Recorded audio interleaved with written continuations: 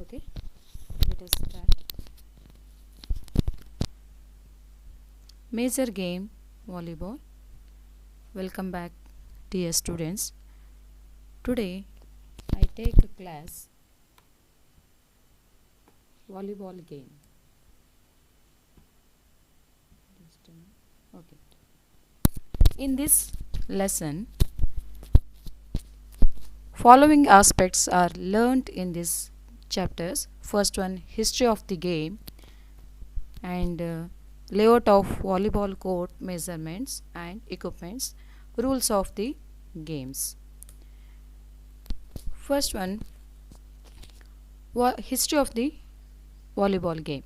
The game of volleyballs invented by William G. Morgan of United States. In the beginning, it was played for a recreation purpose by using a ball which was a roll of cloths. The name volleyball was coined to this game because the ball passes of volleys above the net. This game had begun at Holyoke, Massachusetts on 9th February 1895.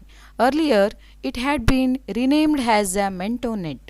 In 1896, Dr. Alfred Halstead of Springfield renamed it as a volleyball. YMCA, it means Young Man Christian Association, major role in popularizing volleyball, has deemed the game was modified, and after 1916 three touches rule had been established. Later 1964 the game was formally introduced at Tokyo Olympic. Okay, the game was volleyball was invented William G Morgan ಅಂತ ಹೇಳ್ತೀವಿ. Springfield ಅಮೇರಿಕಾದಲ್ಲಿರ್ತಕ್ಕಂಥ Springfield ವಿಶ್ವವಿದ್ಯಾಲಯದಲ್ಲಿ William G Naismith and William G Morgan ಅನ್ನುವಂಥ ಇಬ್ಬರು ವ್ಯಕ್ತಿಗಳು research philosophers ಆಗಿ ಅವ್ರು ಏನು ಮಾಡ್ತಾರೆ ಅಂತಂದರೆ ಈ ವಾಲಿಬಾಲ್ ಗೇಮ್ ಬಗ್ಗೆ ಫಾದರ್ ಆಫ್ ವಾಲಿಬಾಲ್ ಗೇಮ್ ಅಂತ ಕೂಡ ನಾವು ಆ ಥರನ್ನು ಕರಿಬೋದು. In the beginning it was played ಕ್ಲಾತ್ಸನ್ನು ನಾವು ರೋಲನ್ನು ಮಾಡಿಬಿಟ್ಟು ಗೇಮನ್ನು ಆಟಾಡುವಂತಹ ಸ್ಥಿತಿ ಮೊದಲನೇದಾಗಿತ್ತು. ಅದೇ ರೀತಿ the game volleyball was coined to this game because the volley passes ಅಂದರೆ ಏರಲ್ಲಿ ಆ ಕಡೆಯಿಂದ ಈ ಕಡೆಗೆ ಆಡುವಂತಹ ಸ್ಥಿತಿ ಇರೋದರಿಂದ ಇದನ್ನು ವಾಲಿಯಲ್ಲಿ ಆಟಾಡುವಂಥ ರೀತಿಯಲ್ಲಿ ಆಟಾಡೋದ್ರಿಂದ ಇದನ್ನು ವಾಲಿಬಾಲ್ ಗೇಮ್ ಅಂತ ಹೇಳಿ ನೇಮಕ ಮಾಡಲಾಯಿತು. ದಿಸ್ ಗೇಮ್ ಹೋಲಿಯೋಕೆ ಮ್ಯಾಸೆಟ್ಸ್ ಆನ್ 19 ಫೆಬ್ರವರಿ 1895 ಈ ಗೇಮನ್ನು ಎಸ್ಟಾಬ್ಲಿಷನ್ನು ಮಾಡಲಾಯಿತು. ಇದಕ್ಕೆ ಬಿಫೋರ್ ಮೆಂಟೋನೆಂಟ್ ಅನ್ನುವಂಥ ಹೆಸರಿನಿಂದ ಕರಿತಾ ಇದ್ದರು. ಇನ್ನು 1896 ಆಲ್ಫ್ರೆಡ್ ಹಾಲ್ಸ್ಟೆಡ್ ಅನ್ನುವಂಥ ಸ್ಪ್ರಿಂಗ್ಫೀಲ್ಡ್ ವಿಶ್ವವಿದ್ಯಾಲಯದಲ್ಲಿ ಇರ್ತಕ್ಕಂಥ ವ್ಯಕ್ತಿ ಇವರು ವಾಲಿಬಾಲ್ ಅನ್ನುವಂಥ ಹೆಸರನ್ನು ನೇಮಕ ಮಾಡಿದರು. ಅದರ ಜೊತೆಗೆ ಯಂಗ್ ಮ್ಯಾನ್ ಕ್ರಿಶ್ಚಿಯನ್ ಅಸೋಸಿಯೇಷನ್ ಅಂದರೆ 1920 ಎಸ್ ಜಿ ಬಕ್ ಅನ್ನುವಂತಹ ವ್ಯಕ್ತಿ ಒಂದು YMCA ಸಂಸ್ಥೆಯನ್ನು ಸ್ಥಾಪನೆ ಮಾಡಲಿಕ್ಕೆ ಸಹಾಯ ಮಾಡಿದಂತಹ ವ್ಯಕ್ತಿ ಅಂತ ಹೇಳ್ಬೋದು. ನಮ್ಮ ಇಂಡಿಯಾದಲ್ಲಿ YMCA ಸಂಸ್ಥೆ 1920 ಸ್ಥಾಪನೆ ಆಯಿತು. ಈ ಸಂಸ್ಥೆ ಮುಖಾಂತರ ಒಂದು ವಾಲಿಬಾಲ್ ಗೇಮ್ಗೆ ಒಂದು ರೋಲನ್ನು ಇದೇ ರೀತಿಯಾಗಿ ಗೇಮನ್ನು ಆಟಾಡಬೇಕು, ಹೀಗೇ ಅದಕ್ಕೆ ರೂಲ್ಸ್ ಆ್ಯಂಡ್ ರೆಗ್ಯುಲೇಷನ್ಸ್ ಇರಬೇಕು ಅನ್ನುವಂತಹ ರೀತಿಯಲ್ಲಿ 1960 3 ಟಚಸ್ ಪಾಸ್ ದ ಬಾಲ್ ಅನ್ನುವಂಥ ರೀತಿಯಲ್ಲಿ ಈ ಗೇಮನ್ನು ರೋಲನ್ನು ಮಾಡಲಾಯಿತು. Later 1964 the game was formally introduce at Tokyo ಒಲಿಂಪಿಕ್ಸಲ್ಲಿ ಈ ಗೇಮನ್ನು ಆಟಾಡಲಿಕ್ಕೆ ಪ್ರಾರಂಭ ಮಾಡಿದ್ರು ಅಂತ ಹೇಳ್ಬೋದು. In next one point, layout volleyball court measurements. Volleyball ಕೋರ್ಟ್ಗೆ ಬಂದಾಗ ನಾವು ಈ ಲೈನನ್ನು ನಾವು ಸೈಡ್ ಲೈನ್ ಅಂತ ಕರಿತೀವಿ. ಈ side line totally volleyball measurement 18 × 9 metres. Side line ಬಂದುಬಿಟ್ಟು 18 ಮೀಟರ್ಸ್ ಆಗಿರ್ತದೆ. ಹಾಗೆ ಈ ಲೈನನ್ನು ನಾವು ಎಂಡ್ ಲೈನ್ ಅಂತ ಕರಿತೀವಿ. ಈ ಎಂಡ್ ಲೈನ್ 9 ಮೀಟರ್ಸ್ದಾಗಿರ್ತದೆ. ಅದೇ ರೀತಿಯಾಗಿ ಇದನ್ನು ನಾವು ಸೆಂಟರ್ ಲೈನ್ ಅಂತ ಕರಿತೀವಿ, ಇಲ್ಲಿ PPT ತೋರಿಸಿದ ಹಾಗೆ. ಅದೇ ರೀತಿ centre line to attack line 3 metres area ಆಗಿರ್ತದೆ. Attack line to end line 6 metres area ಆಗಿದೆ. Half court of the court measurements totally 9 metres 18 × 9 metres ಆಗಿರ್ತದೆ. ಅದೇ ರೀತಿ 9 x 9 ಮೀಟರ್ಸ್ ಆಗಿರ್ತದೆ. ಅದೇ ರೀತಿ ಈ ಒಂದು ಸೈಡ್ ಲೈನಿಂದ ಆಚೆಗೆ ನಾವು ಏನು ಮಾಡಿರ್ತೀವಿ, ಈ ಒಂದು ಡಾಟ್ಸ್ ಹಾಕಿರುವಂತಹ ಪ್ಲೇಸನ್ನು ನಾವು ಎಕ್ಸ್ಟೆನ್ಷನ್ ಏರಿಯಾ ಅಂತ ಕರಿತೀವಿ. ಇದು ಸುಮಾರು 1.75 ಮೀಟರ್ಸ್ ಅಲ್ಲಿ ಇರ್ತಕ್ಕಂಥ ಎಕ್ಸ್ಟೆನ್ಷನ್ ಏರಿಯಾ ಅಂತ ಹಾಕಿರ್ತೀವಿ. ಈ ಒಂದು ಎಂಡ್ ಲೈನ್ ಒಟ್ಟು ಆಚೆ ಇರ್ತಕ್ಕಂಥ 3 to 5 ಮೀಟರ್ಸ್ ಏರಿಯಾವನ್ನು ನಾವು 5 to 8 ಮೀಟರ್ಸ್ ಏರಿಯಾವನ್ನು ನಾವು ಸರ್ವಿಸ್ ಏರಿಯಾ ಅಂತ ಕೂಡ ನಾವು ಕರೀಲಾಗ್ತದೆ. ಅದೇ ರೀತಿ ಸೈಡ್ ಲೈನಿಂದ ಆಚೆ ಒಂದು ಫ್ರೀ ಝೋನ್ ಏರಿಯಾ ಸುಮಾರು 3 to 5 ಮೀಟರ್ಸ್ ಏರಿಯಾವನ್ನು ನಾವು ಫ್ರೀ ಏರಿಯಾವನ್ನು ಕೂಡ ಮಾಡ್ಕೊಂಡಿರ್ತೀವಿ. ಈ ರೀತಿ ಕೋರ್ಟ್ ಮೆಜರ್ಮೆಂಟನ್ನು ನಾವು ಹಾಕಲಾಗಿರ್ತದೆ. ಇದು ರೆಕ್ಟ್ಯಾಂಗುಲರ್ ಶೇಪಲ್ಲಿ ನಾವು ವಾಲಿಬಾಲ್ ಕೋರ್ಟನ್ನು ಮಾಡಿರ್ತೀವಿ. ಅದೇ ರೀತಿಯಾಗಿ ಇಲ್ಲಿ ಕೋರ್ಟಿನ ಒಂದು ಮೆಜರ್ಮೆಂಟ್ಸನ್ನು ಹೇಳಿದ ಪ್ರಕಾರ the court measurements length 18 meters and width is 9 meters. The court is divided into equal halves of the 9 into 9 meters. And next one, a center line to attack line 3 meters and 6 meters away from the end lines. The attack line extended about 1.75 meters. This line is marked by 5 dashes lines of 15 centimeters each. ಅಂದರೆ ನಾವು ಏನು extension ಏರಿಯಾದಲ್ಲಿ ನಾವು ಡಾಟ್ಸನ್ನು ಹಾಕಿರ್ತೀವಿ, ಪ್ರತಿ ಡಾಟ್ಸಿನ ಒಂದು measurement ನೋಡಿದಾಗ 15 centimetres ಲೈನನ್ನು ಹಾಕಿದ್ದು ಅಲ್ಲಿ ಗ್ಯಾಪ್ ಪ್ಲೇಸಲ್ಲಿ 20 ಸೆಂಟಿಮೀಟರ್ ಗ್ಯಾಪನ್ನು ಬಿಡಲಾಗಿರ್ತದೆ. ಈ ರೀತಿ ಸುಮಾರು 5 ಡಾಟ್ಸನ್ನು ಹಾಕಲಾಗಿರ್ತದೆ. ಅದೇ ರೀತಿ ಈ 1.75 ಮೀಟರ್ಸ್ ಲೈನಲ್ಲಿ ನಾವು ಹಾಕಿರ್ತಕ್ಕಂಥ ಏರಿಯಾವನ್ನು ನಾವು ಸರ್ವಿಸ್ ಏರಿಯಾ ಅಂತ ಕೂಡ ಕರೀಲಾಗ್ತದೆ. ಈ ನೆಕ್ಸ್ಟ್ ಒನ್, ಈ ವಾಲಿಬಾಲ್ ಗೇಮಿಗೆ ಸಂಬಂಧಿಸಿದಂತೆ ಈ ಒಂದು ಸುಮಾರು ವಾಲಿಬಾಲ್ಗೆ ಹಲವಾರು ಇಕ್ವಿಪ್ಮೆಂಟ್ಸ್ಗಳು ಬಹಳಷ್ಟು ಇಂಪಾರ್ಟೆಂಟ್ ಆಗ್ತದೆ. ಅದರಲ್ಲಿ ಫಸ್ಟ್ ಒನ್, ಇವನ್ನ ನಾವೆಲ್ಲವೂ ಇಕ್ವಿಪ್ಮೆಂಟ್ಸ್ ಅನ್ನುವಂತಹ ಅರ್ಥದಲ್ಲಿ ಕರಿತಾ ಇದ್ದೀವಿ. First one volleyball. ಈ ವಾಲಿಬಾಲ್ ಇಲ್ಲಿ PPTಯಲ್ಲಿ ತೋರಿಸಿದ ಹಾಗೆ ಮೊದಲು ಇದನ್ನು ಹಲವಾರು ಸ್ಟಿಚ್ಚನ್ನು ಮಾಡಿಬಿಟ್ಟು ಈ ಬಾಲನ್ನು ರೆಡಿ ಮಾಡಲಾಗ್ತಾಯಿತ್ತು. ನಂತರ ಈಗ ಮಾಡೆಡ್ ಬಾಲನ್ನು ಕಾಂಪಿಟೇಷನ್ ಪರ್ಪಸ್ ಆಗಿ ಗೇಮಿಗೆ ಬಳಸಲಾಗ್ತದೆ. ಈ ವಾಲಿಬಾಲ್ ಸ್ಪ್ಯಾರಿಕಲ್ ಶೇಪಲ್ಲಿ ಮಾಡಲಾಗಿರ್ತದೆ. ಅದರ ಜೊತೆಗೆ ಯಾವುದಾದ್ರೂ ಬಾಲನ್ನು ನಾವು ಎಷ್ಟಾದರೂ ಏರ್ ಹಾಕಿಬಿಟ್ಟು ಅಥವಾ ನಮಗೆ ಬೇಕಂತಹ ರೀತಿಯಲ್ಲಿ ಗೇಮನ್ನು ಆಟ ಆಡುವಂಥದ್ದಲ್ಲ. ಈ YMCA ಅಥವಾ ನಮಗೆ ಈ ವಾಲಿಬಾಲ್ ಅನ್ನುವಂತಹ ಒಂದು ಏನು ಸಂಸ್ಥೆ ಇರ್ತದೆ, FIVB ಅಂತ ಸಂಸ್ಥೆ ಅಂತ ಕರಿತೀವಿ. ಈ FIVBಯ ಒಂದು ಸಂಸ್ಥೆ ಮುಖಾಂತರ ಹಲವಾರು ರೂಲ್ಸ್ ಆ್ಯಂಡ್ ರೆಗ್ಯುಲೇಷನ್ಸ್ ಮಾಡಿರುವ ರೀತಿಯಲ್ಲಿ ನಾವು ಗೇಮಿಗೆ ಬಾಲ್ಸನ್ನು ನಾವು ಬಳಸಬೇಕಾಗತ್ತೆ. ಇಲ್ಲಿ spherical balls made of a soft leather or synthetic material are used in this game. The balls may be uniform, bright colored or a mixture of several colors. Circumference of the ball when inflated shall be 65 to 67 centimeter and weight about 260 to 280 grams. ಈ ಬಾಲಿನ ಒಂದು circumstances of the ball ಅಂತ ಕರಿತೀವಿ. ಅಂದರೆ ಬಾಲಿನ ಒಂದು ಸುತ್ತಳತೆ ಎಷ್ಟಿರ್ತದೆ ಅಂದರೆ 65 to 60 centimetre ಮಾಡಲಾಗಿರ್ತದೆ. ಅದ್ರ ಜೊತೆಗೆ ವೇಟ್ ಆಫ್ ದಿ ಬಾಲಿನ ಒಂದು ವೇಟ್ ಸುಮಾರು 260 to 280 ಗ್ರಾಮ್ಸ್ ಇರ್ತಕ್ಕಂಥ ಏರನ್ನು ಹಾಕಿಬಿಟ್ಟು ಬಾಲನ್ನು ಯೂಸ್ ಮಾಡಬೇಕು.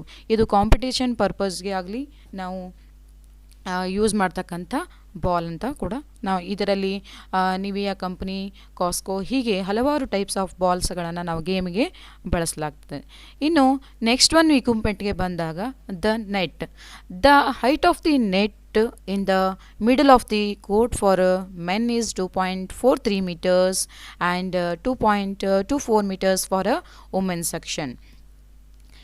As well as sub-juniors, boys and girls below under 14 years ಇರ್ತಕ್ಕಂಥ ಮಕ್ಕಳಿಗೂ ಕೂಡ ನಾವು ಈ ಒಂದು 2.43 meters ಆ್ಯಂಡ್ 2.24 meters ಹೈಟಲ್ಲಿ ನೆಟ್ಟನ್ನು ನಾವು ಕಟ್ಟಲಾಗಿರ್ತದೆ. ಈ ಒಂದು ನೆಟ್ಟನ್ನು ಸುಮಾರು ಇದರದ ಒಂದು ಲೆಂತು 9.5 0 to 10 ಮೀಟರ್ಸ್ ಇರ್ತಕ್ಕಂಥ ನೆಟ್ಟನ್ನೇ ಬಳಸಬೇಕು. ಅದ್ರ ಜೊತೆಗೆ ಕ್ವಾಲಿಟಿ ಇರ್ತಕ್ಕಂಥ ನೆಟ್ಟನ್ನು ನಾವು ಬಳಸಬೇಕಾಗ್ತದೆ. ಇದರಲ್ಲಿ ಬರ್ತಕ್ಕಂಥ ಈ ಒಂದು ಸ್ಕ್ವೇರ್ ಬಾಕ್ಸ್, ಇದನ್ನು ನಾವು ಮೆಷಸ್ ಅಂತ ಕರಿತೀವಿ.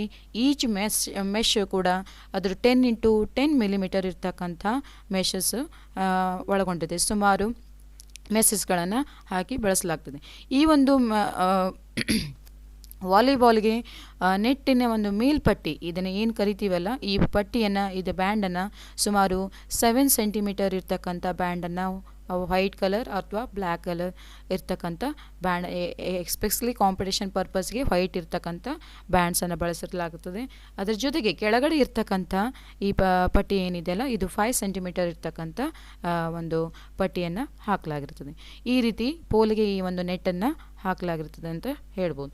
ಇದು ಕೂಡ ವಾಲಿಬಾಲ್ ಆಟ ಆಡಬೇಕಾದಂಥ ಒಂದು ನೆಟ್ಟು, ಒಳ್ಳೆ ಕ್ವಾಲಿಟಿ ಇರ್ತಕ್ಕಂಥ ನೆಟ್ಟನ್ನು ಉಪಯೋಗಿಸಿ ಗೇಮನ್ನು ಆಟ ಆಡೋದ್ರಿಂದ ಗೇಮನ್ನು ಡೆವಲಪ್ಮೆಂಟ್ ಮಾಡಲಿಕ್ಕೆ ಹೆಚ್ಚು ಉಪಯೋಗಕಾರಿ ಅಂತ ಹೇಳ್ಬೋದು. ಇನ್ನು ನೆಕ್ಸ್ಟು ವಾಲಿಬಾಲ್ಗೆ ಗೇಮ್ಗೆ ಸಂಬಂಧಪಟ್ಟಂಥ ಇಕ್ವಿಪ್ಮೆಂಟ್, ನೆಕ್ಸ್ಟ್ ಒನ್ ಇಕ್ವಿಪ್ಮೆಂಟ್ ಅಂತಂದರೆ ಪೋಲ್ಸ್ ಅಂತ ಹೇಳ್ತೀವಿ ನಾವು. ಈ ಪೋಲ್ಗೆ ಸಂಬಂಧಪಟ್ಟಂತೆ the poles between which the net is stretched are fixed formally 0.5 meters to 1 meters away from the sidelines on either sides and in line with the center line. These poles should be spherical, smooth and 2.55 meters in length above the ground. ಈ ಒಂದು ಪೋಲಿಗೆ ಬಂದಾಗ volleyball ಪೋಲು ಸುಮಾರು 1 metre ಅಥವಾ 1.5 metre ನೆಲದ ಆಳದಲ್ಲಿ ಅದನ್ನು ನಾವು fix ಮಾಡಲಾಗಿರ್ತದೆ. ಈ ಒಂದು ಗ್ರೌಂಡ್ ಸೈಡ್ ಲೈನಿಂದ ಸುಮಾರು ಒಂದು ಅರ್ಧ ಮೀಟರ್ ಅಥವಾ 1 ಮೀಟರ್ ಡಿಸ್ಟೆನ್ಸಲ್ಲಿ ನಾವೇನು ಮಾಡ್ತೀವಿ, ಪೋಲನ್ನು ಫಿಕ್ಸ್ ಮಾಡಲಾಗ್ತದೆ. ಅದರ ಜೊತೆಗೆ ಈ ಒಂದು ಪೋಲಿನ ಒಂದು ಸ್ಮೂತ್ ಆಗಿರ್ತಕ್ಕಂಥ ಪೋಲನ್ನು ಬಳಸಬೇಕು. ಒಂದು 2 ಪಾಯಿಂಟ್, ಯಾವುದೇ ರೀತಿಯಿಂದ ಗೇಮನ್ನು ಆಡುವಂಥ ಸಿಚುವೇಷನಲ್ಲಿ ಇಂಜುರಿ ಆಗದೇ ಇರುವಂಥ ರೀತಿಯಲ್ಲಿ ಪೋಲನ್ನು ನಾವು ಫಿಕ್ಸ್ ಮಾಡಬೇಕಾಗ್ತದೆ. ಅದಕ್ಕೋಸ್ಕರ ಅದು ಸ್ಮೂತ್ ಆಗಿರಬೇಕು ಮತ್ತು 2.55 ಮೀಟರ್ಸ್ ಇರ್ತಕ್ಕಂಥ ಲೆಂತ್ ಇರ್ತಕ್ಕಂಥ ಒಂದು ನಮಗೆ ಪೋಲ್ ಇದ್ದರೆ ವಾಲಿಬಾಲ್ ಆಟ ಆಡಲಿಕ್ಕೆ ಸುಲಭವಾಗುತ್ತೆ ಅಂತ ಹೇಳ್ಬೋದು. ಈ ರೀತಿ ಒಂದು ಪೋಲನ್ನು ನಾವು ವಾಲಿಬಾಲ್ಗೆ ಇಲ್ಲಿ PPT ತೋರಿಸಿದ ಹಾಗೆ ಈ ಪಿಕ್ಚರಲ್ಲಿ ನೋಡ್ರಿ, ನೋಡಿದ ಮೇಲೆ ಗೊತ್ತಾಗ್ತದೆ ಪೋಲ್ ಯಾವ ರೀತಿ ಇರ್ತದೆ ವಾಲಿಬಾಲ್ ಅನ್ನುವಂಥದ್ದು. ಇನ್ನು ನೆಟ್ಟು ಕೂಡ ಅದಕ್ಕೆ ಯಾವ ರೀತಿ ಕಟ್ಟಲಾಗಿರ್ತದೆ ಅನ್ನುವಂಥದ್ದು ಕೂಡ ನಿಮಗೆ PPTಯಲ್ಲಿ ತೋರಿಸಲಾಗಿದೆ. And next one antenna. Antenna is ಕೂಡ ವೆರಿ ವೆರಿ ಇಂಪಾರ್ಟೆಂಟ್. ಗೇಮನ್ನು ಆಟ ಆಡಬೇಕಾದ್ರೆ ಬಾಲ್ ಇನ್ನು ಔಟು, ನೆಟ್ ಮೇಲ್ಗಡೆ ವಾಲಿಯಲ್ಲಿ ಗೇಮ್ ಆಟ ಆಡುವಂತಹ ಸಿಚುವೇಶನ್ ಬಂದಾಗ ಈ ನೆಟ್ ಮೇಲ್ಗಡೆ ಬಾಲ್ ಇನ್ ಇದೆಯೋ ಔಟ್ ಇದೆಯೋ ಅಂತ ನಮಗೆ ಜಡ್ಜ್ಮೆಂಟ್ ಮಾಡಲಿಕ್ಕೆ ರೆಫ್ರೀಸ್ಗೆ ಬಹಳಷ್ಟು ಉಪಯೋಗಕಾರಿಯಾದಂಥ ಒಂದು ನೆಟ್ಟನ್ನು ನಾವೇನು ಮಾಡಿರ್ತೀವಿ, ಅಳವಡಿಸಲಾಗಿರ್ತದೆ. ಈ ಒಂದು ನೆಟ್ಟಿನ ಒಂದು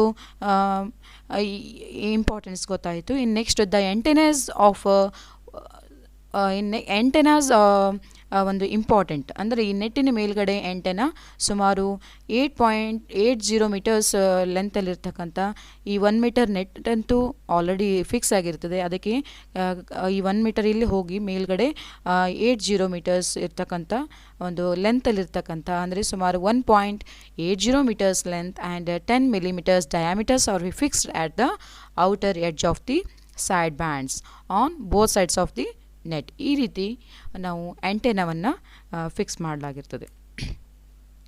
ಇನ್ನು ನೆಕ್ಸ್ಟ್ ಒನ್, ಈ ಗೇಮಿಗೆ ಸಂಬಂಧಿಸಿದಂತೆ, ವಾಲಿಬಾಲ್ ಗೇಮಿಗೆ ಸಂಬಂಧಿಸಿದಂತೆ ಜನರಲಿ ಬೇಸಿಕ್ ರೂಲ್ಸು ಮತ್ತು ಅಡ್ವಾನ್ಸ್ಡ್ ರೂಲ್ಸ್ ಅಂತ ಹೇಳಿ 2 ಟೈಪ್ಸ್ ಆಫ್ ರೂಲ್ಸ್ಗಳನ್ನು ನಾವು ಮಾಡ್ಕೊಂಡಿರ್ತೀವಿ. ಅದರಲ್ಲಿ ಬೇಸಿಕ್ ರೂಲ್ಸ್ ಯಾವ್ದು ಬರ್ತದೆ ಅಂತಂದರೆ, ಫಸ್ಟ್ ಒನ್, ಗೇಮ್ ಆಡುವಂತಹ ಸಿಚುವೇಷನಲ್ಲಿ 6 players on a team, 3 on the front row and 3 on the back row. Totally ನಮಗೆ ಪ್ಲೇಯರ್ಸ್ ಅಂತಂದರೆ 12 ಪ್ಲೇಯರ್ಸು ವಾಲಿಬಾಲ್ಗೆ ಬೇಕಾಗ್ತದೆ. ಅದರಲ್ಲಿ 6 ಮೇನ್ ಪ್ಲೇಯರ್ ಆಗಿ ಗೇಮನ್ನು ಆಟ ಆಡಿದರೆ 6 main players and 6 substitute or extra players ಅಂತ ಕರಿತೀವಿ ನಾವು ಅವ್ರನ್ನ. ಹೀಗಾಗಿ 6 ಪ್ಲೇಯರ್ಸ್ನೂ ಕೂಡ ನಾವು ಎಟ್ ಎ ಟೈಮ್ ಆಟ ಆಡೋದ್ರಿಂದ 6 ಪ್ಲೇಯರ್ಸು ಕೂಡ ನಾವು ಏನು ಮಾಡ್ಬೋದು, ಸಬ್ಸ್ಟ್ಯೂಟನ್ನು ಮಾಡಲಿಕ್ಕೆ ನಮಗೆ ಅವಕಾಶ ಇರ್ತದೆ. ಅದಕ್ಕೋಸ್ಕರ 3 ಆನ್ ದ ಫ್ರಂಟ್ ರೋ, ಇಲ್ಲಿ ನಾವು ಕೋರ್ಟನ್ನು ತೋರಿಸಿದ ಹಾಗೆ ಫ್ರಂಟ್ ಝೋನ್ ಮತ್ತು ಬ್ಯಾಕ್ ಝೋನನ್ನು, ಫ್ರಂಟ್ ಝೋನ್ ಪ್ಲೇಯರ್ಸನ್ನು 3 ಜನ ಫ್ರಂಟ್ ಝೋನ್ ಪ್ಲೇಯರ್ಸ್ ಆಗಿರ್ತಾರೆ ಮತ್ತು ಬ್ಯಾಕ್ ಝೋನಲ್ಲಿ 3 ಬ್ಯಾಕ್ ಮೇನ್ ಪ್ಲೇಯರ್ಸ್ ಆಗಿ ಗೇಮನ್ನು ಆಟ ಆಡುವಂಥದ್ದು ನಾವು ನೋಡ್ತೀವಿ. ಇನ್ನು next maximum of 3 hits per side. Yes, maximum ನಮಗೆ ಓನ್ಲಿ 3 ಟಚಸ್ ಮಾತ್ರ ಗೇಮ್ಗೆ ಟಚ್ ಮಾಡಿ ಬಾಲನ್ನು ಅಪೋನೆಂಟ್ ಕೋರ್ಟ್ಗೆ ನಾವು ಬಾಲನ್ನು 3 ಟಚಸ್ನಲ್ಲಿ ಬಾಲನ್ನು ಪಾಸ್ ಮಾಡಬೇಕು. ಒಂದು ವೇಳೆ 3ಕ್ಕಿಂತ ಜಾಸ್ತಿ ಆದರೆ ನಾವು ಅದನ್ನು ಫೌಲ್ ಅಂಥೇಳಿ ಕ್ರಿಯೇಟ್ ಮಾಡಲಾಗ್ತದೆ. ಅದಕ್ಕೆ ಅಪೋನೆಂಟ್ಗೆ ನಾವು ಪಾಯಿಂಟ್ ಹೋಗ್ತದೆ. ಅದಕ್ಕೋಸ್ಕರ ಕಂಪಲ್ಸರಿ 3 ಟಚ್ಚಲ್ಲೇ ಬಾಲನ್ನು ನಾವು ಅಪೋನೆಂಟ್ ಕೋರ್ಟ್ಗೆ ಬಾಲನ್ನು ಪಾಸ್ ಮಾಡ್ತಕ್ಕಂಥದ್ದು. In next one, player may not hit the ball twice in section. A block is not considered a hit. Yes. In next, ball may be played off the net during a volley and on a serve. A ball hitting a boundary line is in. On the line is a good ball ಅಂತ ಕರಿತೀವಿ. Line ಮೇಲ್ಗಡೆ ಬಿದ್ದರೆ 75%, line ಮೇಲ್ಗಡೆ ಬಿದ್ದರೆ ನಾವು good ball ಅಂತ ಕರಿತೀವಿ. Side ಲೈನಿಂದ ಆಚೆ ಹೋಯಿತು ಅಥವಾ ಎಂಡ್ ಲೈನಿಂದ ಆಚೆ ಹೋದ ಅಂಥ ಸಂದರ್ಭದಲ್ಲಿ ನಾವು ಅದನ್ನು ಔಟ್ ಬಾಲ್ ಅಂತ ಹೇಳಲಾಗ್ತದೆ. And next one, a ball is out if it hits. Suppose ಒಂದು ವೇಳೆ ನಾವು ಸೈಡ್ ಲೈನಿಂದ ಬಾಲ್ ಆಚೆ ಹೋಯಿತು ಅಂತಂದರೆ ನಾವು ಔಟ್ ಅಂತ ಹೇಳಿ ರೆಫ್ರಿ ಸಿಗ್ನಲ್ಸನ್ನು ತೋರಿಸಲಾಗ್ತದೆ. ಈ ರೀತಿ ಈ ಒಂದು ಬೇಸಿಕ್ ರೂಲ್ಸನ್ನು ನಮಗೆ ಗೊತ್ತಿರಬೇಕು. In next one, volleyball game player position and rotation. Okay, volleyball game player position and rotation. ಯಾವ ರೀತಿ ವಾಲಿಬಾಲ್ ಆ ಗೇಮನ್ನು ಆಟ ಆಡುವಂತಹ ಸಿಚುವೇಷನಲ್ಲಿ ಪ್ಲೇಯರ್ಸು ಯಾವ ರೀತಿ ನಾವು ನಿಂತ್ಕೊಳ್ಬೇಕು, ಯಾವ ರೀತಿ ನಾವು ಪೊಸಿಷನನ್ನು ರೆಫ್ರಿಗೆ ತೋರಿಸ್ಬೇಕು, ಬಿಫೋರ್ ಸರ್ವ್ ಮಾಡೋಕ್ಕಿಂತ ಪೂರ್ವಭಾವಿಯಾಗಿ ಯಾವ ರೀತಿ ನಾವು ಪೊಸಿಷನಲ್ಲಿ ಇರಬೇಕು ಅನ್ನುವಂಥದ್ದು ತಿಳ್ಕೊಳ್ಳುವಂಥದ್ದು. First one, every team consist of 6 players and 6 substitute ಅಂತ ನಾವು ಈಗಾಗಲೇ ರೂಲ್ಸಲ್ಲಿ ಹೇಳಿದ್ವಿ. ಅದೇ ರೀತಿ ಈ ರೀತಿ ನಾವು ಇಲ್ಲಿ ಪಿ ಪಿ ಟಿಯಲ್ಲಿ ತೋರಿಸಿದ ಹಾಗೆ ಈ ನಂಬರ್ಸ್ ಜಸ್ಟ್ ನಂಬರ್ ಯಾವುದಾದ್ರೂ ಇರ್ಬೋದು, ಆದರೆ ನಿಲ್ಲುವಂತಹ ಪೊಸಿಷನ್ ಇಲ್ಲಿ ಎರೋ ಮಾರ್ಕನ್ನು ತೋರಿಸಿದ ಹಾಗೆ ಇದೇ ರೀತಿ ನಾವು ಕ್ಲಾಕ್ ವೈಸನ್ನೇ ನಿಂತ್ಕೊಳ್ಬೇಕು. ಆದರೆ ರೊಟೇಷನ್ ಮಾಡಬೇಕಾದ್ರೆ ಆ್ಯಂಟಿ ಕ್ಲಾಕ್ ವೈಸಲ್ಲಿ ನಾವು ರೊಟೇಷನ್ನ ಮಾಡಲಾಗ್ತದೆ. ಅದಕ್ಕೋಸ್ಕರ ಇಲ್ಲಿ ಪ್ಲೇಯರ್ ಪೊಸಿಷನ್ ಈತ first one position and second one and third one, fourth one, 5 and 6 players. ಈ ರೀತಿ ಫ್ರಂಟ್ ಜೋನ್ ಪ್ಲೇಯರ್ಸಲ್ಲಿ 3 ಪ್ಲೇಯರ್ಸು ಫ್ರಂಟ್ ಜೋನ್ ಪ್ಲೇಯರ್ಸ್ ಆಗಿರ್ತಾರೆ ಆ್ಯಂಡ್ ಬ್ಯಾಕ್ ಜೋನ್ ಪ್ಲೇಯರ್ಸಲ್ಲಿ 3 ಮೆಂಬರ್ಸ್ ಬ್ಯಾಕ್ ಜೋನ್ ಪ್ಲೇಯರ್ಸ್ ಆಗಿ ಗೇಮನ್ನು ಆಟ ಆಡುವಂಥ ಸ್ಥಿತಿ. ಇಲ್ಲಿ ರೊಟೇಷನ್ನು ಕೂಡ ನಮಗೆ ತೋರಿಸಲಾಗಿದೆ ಯಾವ ರೀತಿ ಈ ಥರ ರೊಟೇಷನನ್ನು ಮಾಡಬೇಕು. ಫಸ್ಟ್ ಪೊಸಿಷನಲ್ಲಿರ್ತಕ್ಕಂಥ ಪ್ಲೇಯರು ನೆಕ್ಸ್ಟ್ ಒನ್ನು ಅಥವಾ 6 ಪೊಸಿಷನಲ್ಲಿಗೆ ಬರಬೇಕು ಆ್ಯಂಡ್ 6ದಲ್ಲಿರ್ತಕ್ಕಂತಹ ಪ್ಲೇಯರು 5ಅಲ್ಲಿ ಬರಬೇಕು. ಅದೇ ರೀತಿ 5ಅಲ್ಲಿರ್ತಕ್ಕಂಥ ಪ್ಲೇಯರ್ಸು ನೆಕ್ಸ್ಟ್ ಒನ್ 4th ಪ್ಲೇಸಲ್ಲಿ, 3ಅಲ್ಲಿ, ಅಗೇನ್ 2, ಅಗೇನ್ ನೆಕ್ಸ್ಟ್ ಸರ್ವಿಸ್ಗೆ ಹೋಗುವಂಥ ಈ ಒಂದು ರೊಟೇಷನ್ ಆಧಾರದ ಮೇಲೆ ಪ್ಲೇಯರು ನಿಂತ್ಕೊಳ್ಳುವಂಥದ್ದು. ಆಫ್ಟರ್ ದಿ ಸರ್ವ್ ಪ್ಲೇಯರ್ಸ್ ತಮ್ಮ ಪೊಸಿಷನನ್ನು ಚೇಂಜ್ ಮಾಡಿಕೊಂಡು ಗೇಮನ್ನು ಆಟ ಆಡ್ಬೋದು. ಆದರೆ ಬಿಫೋರ್ ದಿ ಸರ್ವ್ ಕಂಪಲ್ಸರಿ ಅವರವರ ಪೊಸಿಷನಲ್ಲಿ ಅವರಿಗೆ ಕೊಟ್ಟಿರುವಂತಹ ಚೆಸ್ಟ್ ನಂಬರ್ಗೆ ತಮ್ಮ ಪೊಸಿಷನ್ನ ನಂಬರಲ್ಲಿ ನಿಂತ್ಕೊಂಡು ಗೇಮನ್ನು ಆಟ ಆಡುವಂಥ ಸ್ಥಿತಿ. ಇದು player position and rotations of the players. And next one, ಇಲ್ಲಿ ಪಿ ಪಿ ಟಿ ತೋರಿಸಿದ ನಂತರ ಇಲ್ಲಿ ಗೇಮನ್ನು ಆಟ ಆಡುವಾಗ ಫಸ್ಟ್ ನಾವು ಗೇಮನ್ನು ಕ್ಯಾಪ್ಟನ್ಸ್ಗೆ ಇಬ್ಬರಿಗೂ ಕರೆದ್ಬಿಟ್ಟು ನಾವು ಟಾಸನ್ನು ಮಾಡಿಬಿಟ್ಟು ಯಾರಿಗೆ ಕೋರ್ಟ್ ಬೇಕು, ಯಾರಿಗೆ ನಮಗೆ ಸರ್ವಿಸನ್ನು ಬೇಕು ಅಂಥೇಳಿ ಡಿಸೈಡ್ ಮಾಡಲಾಗ್ತದೆ. ಅದ್ರ ಮೂಲಕ ಗೇಮನ್ನು ಸ್ಟಾರ್ಟ್ ಮಾಡುವಾಗ ಯಾರು ಕೋರ್ಟನ್ನು ತೊಗೊಂಡಿರ್ತಾರೆ ಅವರು ತಮ್ಮ ಕೋರ್ಟನ್ನು ಡಿಸೈಡ್ ಮಾಡ್ಕೊಳ್ತಾರೆ. ನೆಕ್ಸ್ಟು ಸರ್ವ್ ಬೇಕಾದರೂ ಸರ್ವನ್ನು ಟಾಸ್ ವಿನ್ ಆದಂಥವರು ತಮಗೆ ಸೆಲೆಕ್ಷನ್ ಮಾಡಿಕೊಂಡಿರುವಂಥ ಆಯ್ಕೆಯನ್ನು ತಾವು ಅದರ ಮೂಲಕ ಗೇಮನ್ನು ಪ್ರಾರಂಭ ಮಾಡ್ತಾರೆ ಅಂತ ಹೇಳ್ಬೋದು. ಇನ್ನು ಪ್ಲೇಯರ್ಸ್ ಆದಂಥವರು next one, the process of ball being sent across the net from one side to another continues till the ball is dropped for a team commits a foul. Such a process is known as a rally. ಅನ್ನುವಂಥದ್ದು. The team which wins a rally is awarded into a point. The team which wins a rally gets a serve the ball with a point to its credit, and players of a serving team change their position as shown in the figure. And next one, front and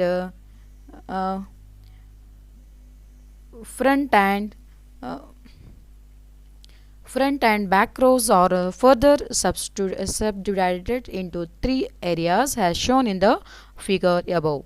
The area in which a serve is a posted is considered as a zone 1 player. The players of the team getting the opportunities to serve due to change of side shall move one step ahead clockwise. Clockwise players and anti-clockwise is rotation. The players in zone 2 and zone 1 players one moves to zone 6 and so on. So free zone or a 3 meters shall be marked on a sides of the court. All lines are included in the player area, therefore the lines considered integral part of the court or the zone. Is this is was the volleyball player game players or position and rotations. Okay.